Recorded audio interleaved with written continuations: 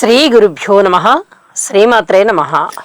మా భక్తి టీవీని ప్రోత్సహిస్తూ ఉన్నటువంటి మా ప్రేక్షకులందరికీ ధన్యవాదాలు తెలియజేస్తూ 5 ఏప్రిల్ 2026 నుంచి 11 ఏప్రిల్ 2026 వరకు గల కాలానికి రాశి ఫలితాలు ఎలా ఉన్నాయో తెలియచెప్పుకుందాము. ముందుగా గ్రహాల యొక్క స్థితులు. మేషంలో శుక్రాచార్యుల వారు, మిథున రాశిలో గురువుగారు, సింహరాశిలో కేతువు, తులారాశిలో చంద్రుడు, కుంభరాశిలో బుధ రాహులు, ఇక మీన రాశిలో కుజ శని రవి గారులు. 11 ఏప్రిల్ వారాంతానికి వెళ్ళేటప్పటికీ బుధుని యొక్క సంచారము మీనరాశిలోకి వెళ్ళి ఉన్నది. చంద్రుని యొక్క సంచారము మకర రాశిలోకి వచ్చిన్నది. గ్రహాల యొక్క సమ్మేళనాల యొక్క ఫలితాలు ఏమిటి అంటే చూడండి, కుజ శని రవి గ్రహాల యొక్క యుతి మీనరాశిలో ఉంటూ ఉన్నది. ఇది ఏమాత్రము శుభకరమైనటువంటి ఫలితాలను ఇచ్చేటటువంటి గ్రహస్థితి కాదు.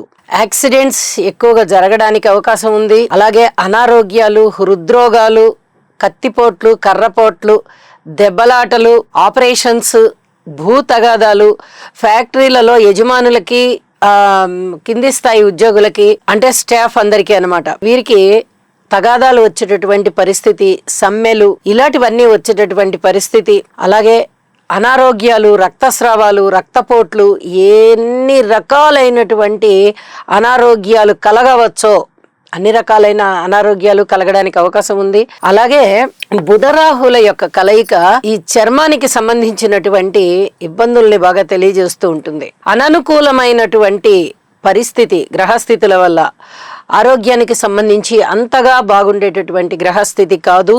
వారాంతంలోకి వెళ్ళేటప్పటికీ బుధుని యొక్క సంచారము కూడా శని కుజ రవిలతో కలుస్తున్నందువల్ల ఇక్కడ చాలా వరకు ఎలాంటి ఇబ్బందులు ఏర్పడుతూ ఉంటాయంటే, మంచి నాలెడ్జ్ ఉంటుంది కానీ అక్కడికి రాదు. ఇంటర్వ్యూస్కి అటెండ్ అయినప్పుడు సెలెక్ట్ అవ్వడం కష్టమవుతుంది. అలాగే ఎలక్ట్రికల్ అండ్ ఎలక్ట్రానిక్స్ పరికరాల వినియోగం పెరుగుతుంది, ఉత్పత్తి పెరుగుతుంది, అమ్మకాలు తక్కువగా ఉంటాయి. వినియోగం పెరిగింది కదా, మరి అందరూ కొనుక్కోవాలి కదా అనుకుంటారు. వాళ్ళ దగ్గర ఉన్నటువంటి వస్తువుల్ని ఎక్కువగా వాడతారు తప్ప కొని వాడాలి అనేటటువంటి ధ్యాస ప్రజలకు ఉండదు. వాళ్ళ దగ్గర ఉన్న వస్తువుల్ని ఎక్కువగా వాడుకుంటూ ఉంటారు. ఇది మనకి చాలా స్పష్టంగా తెలుస్తూ ఉంటుంది. అలాగే వినికిడి శక్తి చాలా వరకు తగ్గిపోయి ఉంటుంది. ఇక దాని గురించి ఆపరేషన్స్ ఉండడం కానీ, చెవి పోటు ఎక్కువ అవడం కానీ ఇలాంటివి ఉండేటటువంటి అవకాశం కనిపిస్తుంది. ఇక గురువు గారి 9వ దృష్టి కుంభరాశి మీద పడుతూ ఉంది. వార ప్రారంభంలో బుధ రాహువుల మీద పడుతూ ఉన్నది. వారాంతంలో ఒక్క రాహు మీదనే దృష్టి ప్రసరిస్తూ ఉన్నది. ఇది నాస్తిక భావాలని చాలా వరకు తగ్గింపజేస్తుంది. కలిసి ఉన్నప్పుడు నాస్తిక భావాలు ఎక్కువగా ఉంటాయి. దృష్టి పడుతూ ఉన్నప్పుడు చాలా వరకు తగ్గేటటువంటి పరిస్థితి. ఎందుకంటే రాశి ప్రభావం కూడా ఎక్కువగా ఉంటుంది కాబట్టి ఆ రాశి మీద ఎప్పుడైతే నవమ దృష్టి పడుతూ ఉందో చాలా వరకు దైవభక్తి ఇనుమడించడానికి అవకాశం ఉంది. కాబట్టి అందువల్ల ఈ రకమైనటువంటి ఫలితం ఉండే అవకాశం కనిపిస్తోంది.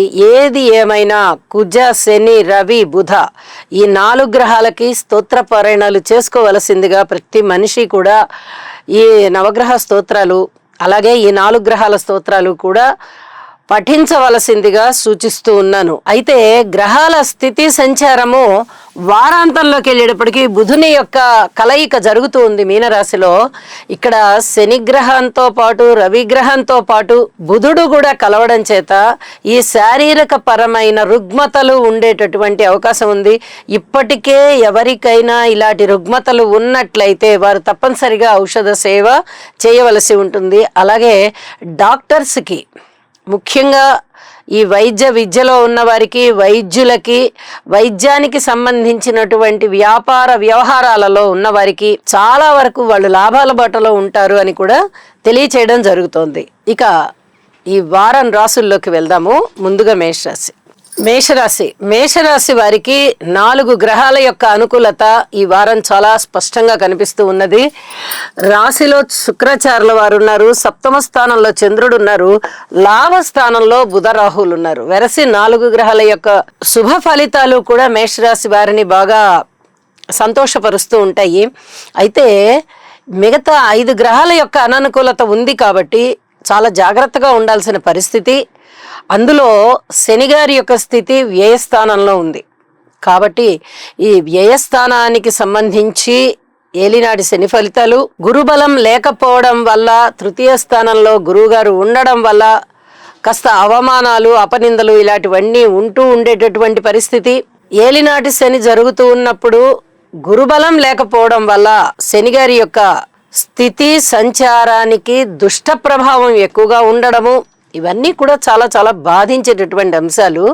అంతేకాకుండా వ్యయస్థానంలో శనిగారితో కలిసి ఉన్నారు కుజుడు, రాస్యాధిపతి అష్టమాధిపతి అయినటువంటి కుజుడు ఇక్కడ వ్యయస్థానంలో ఉండడం, రవితో కలిసి ఉండడం, రవి కుజ శని గ్రహాలు 3 కలిసి వ్యయస్థానంలో సంచరిస్తూ ఉండడం వల్ల చాలా వరకు ఇబ్బంది కలిగించే లక్షణాలు. ఇందాక మనం చెప్పుకున్నట్టుగా ఆరోగ్యానికి సంబంధించి పూర్తిగా శ్రద్ధ తీసుకోవాల్సిందిగా సూచన చేస్తూ ఉన్నాను. అలాగే అన్నిటి గురించి కూడా మీరు ఇక్కడ గుర్తుపెట్టుకోండి బాగా, గురుబలం లేదు, గురుబలాన్ని పెంచుకోవలసి ఉంది. గురువుగారు తృతీయ స్థానంలో ఉన్నారు అంటే మీకు పిత్రార్జితానికి సంబంధించి ధనము అంతగా రావడానికి అవకాశం లేదు, ధనము ఎక్కువ ఖర్చు అయ్యేటటువంటి పరిస్థితి కనిపిస్తోంది. అలాగే అవమానాలు, అపనిందలు ఎక్కువగా కనిపిస్తున్నాయి. ఈ వివాహాది శుభకార్యాలు కాస్త ముందరికి వస్తున్నటువంటి పరిస్థితి ఉన్నప్పటికీ ఏ ధనము కారణంగా అయినా, అంటే అవతల వాళ్ళు ఇస్తానన్న కట్న కానుకలు మీకు నచ్చకపోయి, లేదా మీ దగ్గర వారు కోరుకున్నంత ధనం లేకపోయి సంబంధాలు దూరం అవ్వడానికి అవకాశం ఉంది. ఈ విషయంలో జాగ్రత్త పడండి. ఇది చెప్పదగినటువంటి సూచనగా తెలియజేస్తూ ఉన్నాను. అలాగే విద్యార్థుల యొక్క ప్రాథమిక విద్య చదువుతున్నటువంటి విద్యార్థుల యొక్క విద్య అభ్యాసం చాలా బాగా జరుగుతూ ఉంటుందని చెప్పి తెలియజెప్తున్నాను. సంతానం పట్ల ఓర్పు కలిగి ఉండండి. అలాగే ఆరోగ్యం పట్ల కూడా పూర్తిగా ఓర్పు కలిగి ఉండండి. ఇది కూడా చాలా చాలా చెప్పదగినటువంటి సూచనగా తెలియజేస్తూ ఉన్నాను.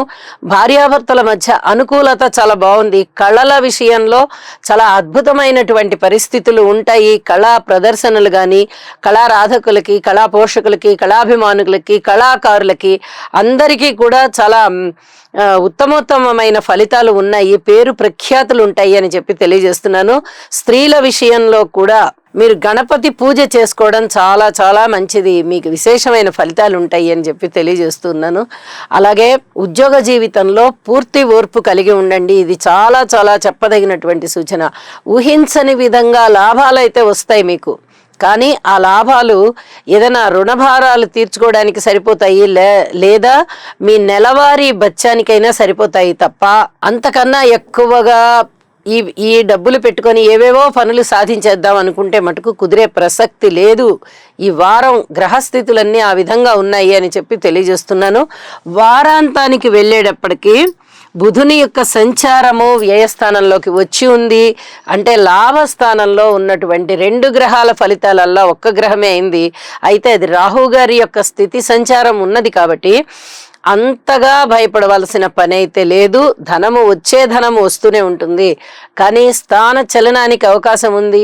ధనము ఎక్కువ ఖర్చు అవడానికి అవకాశం ఉంది. ఒళ్ళు నొప్పులు బాగా ఉంటాయి. ఏ పని చేసినా కూడా అంత పూర్తిగా సామరస్యంగా పని అయిపోతుంది అనేటటువంటి పరిస్థితి ఉండదు. ఇవన్నీ కూడా చాలా జాగ్రత్త తీసుకోవాల్సిన అంశాలుగా తెలియజేస్తూ చెప్పిన పరిహారాలు చేసుకోండి.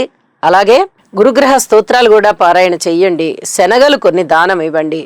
ఇవి చెప్పదగ్గ సూచనలుగా తెలియజేస్తున్నాను. శుభం.